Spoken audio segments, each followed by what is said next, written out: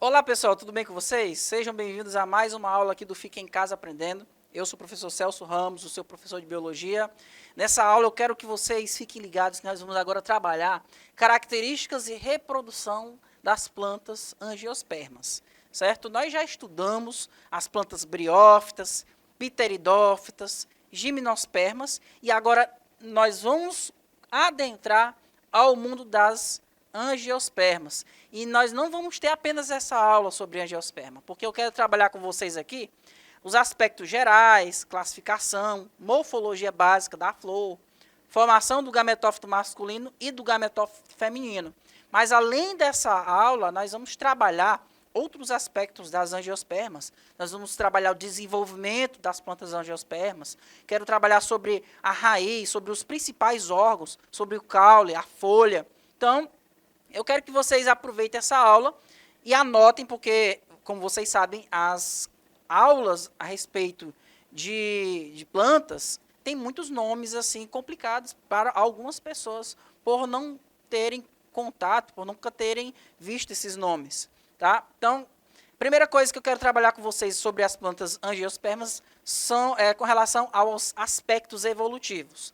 As angiospermas, elas são fanerógamas dotadas de flores e frutos. Angiospermas e gimnospermas são consideradas plantas fanerógamas. O termo fanerógama tem a ver com os órgãos reprodutivos desses tipos de vegetais serem visíveis facilmente. No caso das gimnospermas, nós temos os estróbilos, que a gente consegue perceber a presença deles. Nas angiospermas, nós temos a presença das flores, certo? No caso aqui das angiospermas, são fanerógamas dotadas de flores e frutos. Essas são características novas que vão surgir na linha evolutiva desses vegetais. São os grupos mais diversificados e dispersos de todos. Então, eles obtiveram um grande sucesso na colonização do ambiente terrestre. As flores são adaptadas à zoofilia, que é a polinização por animais. Então, essa característica ela é importante, principalmente para o processo de reprodução dessas plantas. E os frutos, ele é adaptado à zoocoria, que é a dispersão das sementes por animais. Nós temos aí a polinização e nós temos a dispersão. A polinização é a distribuição dos grãos de pólen, que ajuda no processo de reprodução. E a dispersão é justamente o espalhamento das sementes ao longo dos ambientes. As angiospermas, pessoal, elas são divididas em dois grupos. Nós temos aqui as monocotiledôneas, certo? E as dicotiledôneas. Essa é uma classificação mais antiga, que inclusive faz com que a gente classifique elas em classe Liliopsida e classe Magnoliopsida. O que seria a classe Liliopsida? São as monocotiledôneas. A classe Magnoliopsida, atualmente, ela está dividida em dois grupos. Nós temos as dicotiledôneas basais, as mais antigas, e as eudicotiledôneas. Aí agora nós vamos ver quais são as diferenças que existem entre as plantas dicotiledôneas e as plantas monocotiledôneas, né? Que são esses. Que nome estranho é esse? Tem a ver com algumas características, como a semente, o sistema vascular, a presença de folhas especiais, que a gente chama de cotilédones, certo? Então, com relação às diferenças entre monocotiledôneas e dicotiledôneas, nós vamos analisar aqui a semente. No caso das monocotiledôneas, a semente ela possui um único cotilédone. O cotilédone é um tipo de folha que armazena substâncias nutritivas que alimentam o embrião, pessoal. Certo? O milho, por exemplo, é uma monocotiledônea. Ele só possui apenas um único cotilédone. Já o feijão é uma planta dicotiledônea, pelo fato de que nesses vegetais a semente possui dois cotilédones. O termo di quer dizer dois. Cotiledôneas, dois cotilédones. Enquanto eu tenho as monocotiledôneas com um cotilédone, as eudicotiledôneas têm 2 cotilédones, certo, pessoal? Com relação à raiz, nós podemos diferenciar plantas monocotiledôneas e dicotiledôneas da seguinte maneira. Nas monocotiledôneas, a raiz ela tem um sistema fasciculado ou em cabeleira. Você olha para a raiz da planta, ela não tem uma raiz principal, um eixo principal. Tem várias raízes saindo de um ponto, que é o caule. Essas raízes são chamadas raízes adventícia, que são raízes que são emitidas a partir do caule. Porque nas monocotiledôneas, a raiz principal ela foi degenerada. Já nas plantas dicotiledôneas, nós temos aqui um eixo axial ou pivotante. Quer dizer que eu tenho uma raiz principal e dessa raiz principal vai saindo as raízes secundárias, certo? Outra diferença com relação às plantas mono e dicotiledôneas é com relação às folhas, aos tipos de nervuras, que são aquelas nervuras que fazem com que os vasos como xilema e floema fiquem no interior das folhas. Por exemplo, as folhas das monocotiledôneas, elas são invaginantes e o limbo é paralelinérvio. Que é isso aqui, pessoal? Você olha para a folha de um pé de milho, por exemplo, você vai ver que as nervuras são paralelas, certo? As nervuras são aqueles vasos por onde a seiva vai ser transportada. Você olha para uma folha de uma planta dicotiledônea, olha aqui, ó. As folhas elas vão ser pecioladas e o limbo vai ser peninérvio. O que é peninérvio? Ela vai ter essas nervuras reticuladas, né? Tem uma nervura principal e a partir dela tem as nervuras secundárias. Ok, pessoal? E ela tem o pecíolo, que é esse cabinho que prende a folha. Diferente do que ocorre nas folhas das monocotiledôneas, que é invaginante. Ela tem uma bainha que se prende aqui ao caule. Ok? Já no caso das flores, as monocotiledôneas, elas são trímeras. Quer dizer que o número de pétalas são 3 elementos ou múltiplos de 3. Ok? Então, eu tenho uma flor de uma planta monocotiledônea aqui, ó, ela possui 3 pétalas e 3 sépalas. Então, trímeras. Ou múltiplo de 3. No caso das dicotiledôneas, elas têm aqui, ó, são tetrâmeras ou pentâmeras. Ou seja, 4 ou 5 elementos, ou múltiplo de 4 ou múltiplo de 5. Então, essa é uma outra característica das plantas eudicotiledôneas. Essa é uma outra diferença com relação ao número de pétalas e de sépalas. E nós vamos já ter uma diferença, o que é pétala, o que é sépala, quando a gente estiver trabalhando sobre a morfologia da flor. Uma outra característica com relação à disposição dos vasos condutores. Os vasos condutores nas monocotiledôneas, ó, são dispersos. E a gente chama isso de atactostelo, ou seja, os vasos com organização difusa. Já no caso das plantas dicotiledôneas, olha aqui, ó, ela tem uma organização na forma de eustelo, vasos dispostos em torno de um cilindro central. Você tem aqui um cilindro central e esses vasos eles vão ficar aqui, ó, em torno desse cilindro central, ok? Outra característica, o tipo de crescimento.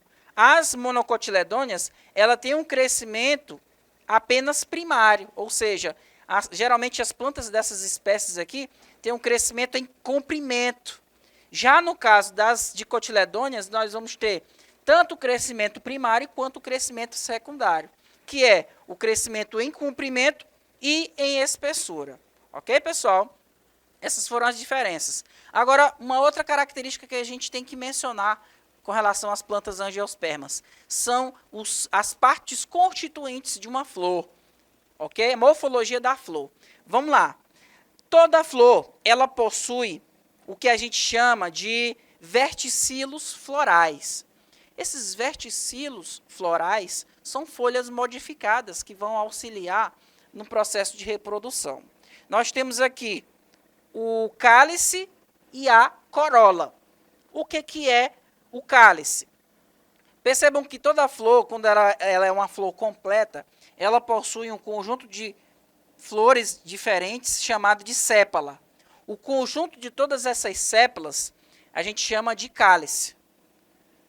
Ok, pessoal? E nós temos aqui um tipo de folha modificada que geralmente tem uma coloração característica. Essas folhas modificadas que têm uma coloração característica, a gente chama elas de pétalas.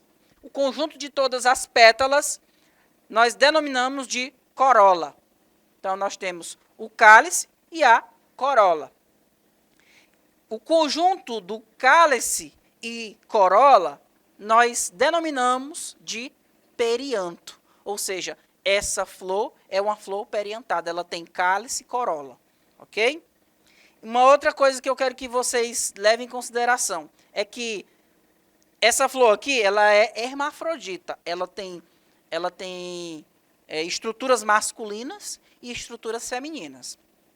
Todas as estruturas masculinas, a gente chama esse conjunto dessas estruturas de androceu. E o que forma um androceu? Cada androceu ele é formado por estames. O que é um estame? Olha aqui, ó, nós temos esse pendúculo aqui, e na ponta desse pendúculo nós temos essa estrutura mais alongada. Então, cada estame ele é formado por uma antera, a antera é essa parte de cima aqui, ó, e o filete é essa haste que está segurando essa antera. Na ponta nessa antera aqui é onde se produz o grão de pólen, certo? Que vai conter o gametófito masculino, que é o indivíduo produtor de gametas. Nós temos aqui a estrutura feminina. Na estrutura feminina, ela é formada, vai ser o carpelo, que a gente chama de gineceu. Carpelo é a mesma coisa que gineceu. O gineceu ele vai ter 3 porções. O estigma, que é essa pontinha aqui, o estilete, que é esse cabo, e essa região mais alargada, que a gente chama de ovário. Lá no ovário é que vai conter os óvulos, que na verdade os óvulos aqui, eles são multicelulares, eles não são formados por uma única célula. Não são os gametas, na verdade. O gameta feminino está no interior do óvulo, que a gente chama de oosfera. Nós vamos já estudar eles, certo? Então, aqui nós vimos o androceu, que é a parte masculina, e o gineceu, que é a parte feminina, ok? Então, como é que ocorre o processo de reprodução? Primeira coisa, a gente tem que ver como é que ocorre a formação do gametófito masculino. Vamos lembrar que as plantas elas têm o gametófito e o esporófito, né? O gametófito é o indivíduo adulto haploide e o esporófito é o indivíduo adulto diploide. Então, como é que se forma o gametófito? No caso, aquele que produz os gametas masculinos.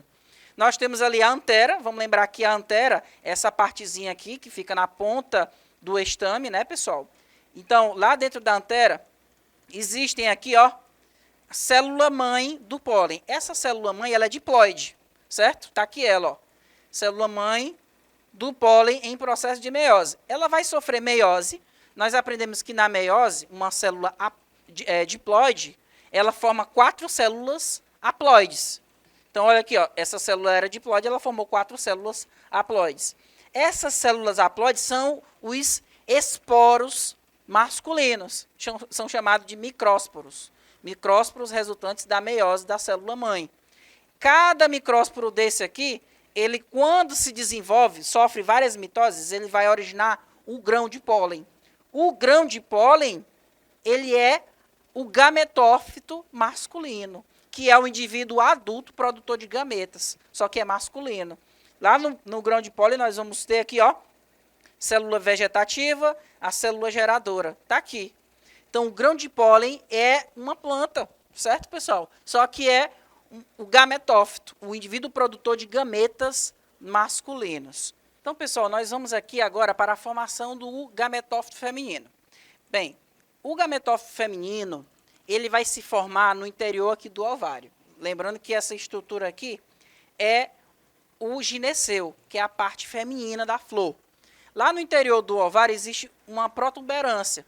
Essa protuberância vai se encontrar no interior dela o megasporócito. Esse megasporócito, ele vai sofrer meiose, ele vai sofrer o processo de meiose, e quando ele sofre essa meiose, ela vai originar 4 células. Vamos lembrar que esse megasporócito ele era diploide. Quando ele sofre meiose, vai formar 4 células haploides, certo? Então, 3 células, essas menores aqui, serão degeneradas e apenas uma única célula, que é o megásporo funcional, ela vai sofrer divisão mitótica. Quando ela sofre divisão mitótica, ela vai passar por 3 mitoses. A primeira mitose ela vai se dividir em 2. Na segunda mitose, essas 2 se transformam em 4. E na terceira, essas 4 se transformam em 8 células. Certo? Então, aqui ó, nós temos 8 células resultantes da mitose deste megásporo aqui. Então, essas 8 células aqui são chamados núcleos polares. O que vai acontecer? 2 células dessas 8 vão migrar para essa parte central aqui. Enquanto que 3 vão ficar próximos a essa entrada, que a gente chama de micrópila, e 3 vão ficar aqui nessa região. Essas 3 células aqui são chamadas de antípoda. Dessas 3 que estão aqui, a do meio vai ser a oosfera. A oosfera, ela é um gameta feminino. Então, tudo isso que vocês estão vendo é o saco embrionário, mais conhecido como megagametófito ou gametófito feminino. Esse aqui é o indivíduo, ele é correspondente ao grão de pólen. No caso, o grão de pólen é no masculino e o saco embrionário é no feminino, que fica no interior ali do ovário, certo? Quando acontece o processo de reprodução, olha só o que vai ocorrer.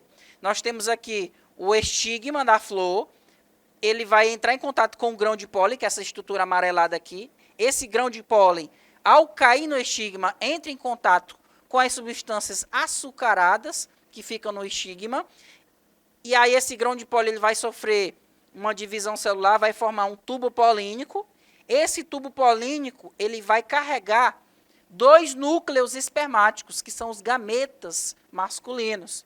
Então, olha só, aqui eu tenho o tubo polínico, ele vai chegar nessa abertura aqui do saco embrionário, que a gente chama de micrópila. Veja que ele está carregando aqui, ó, os núcleos espermáticos.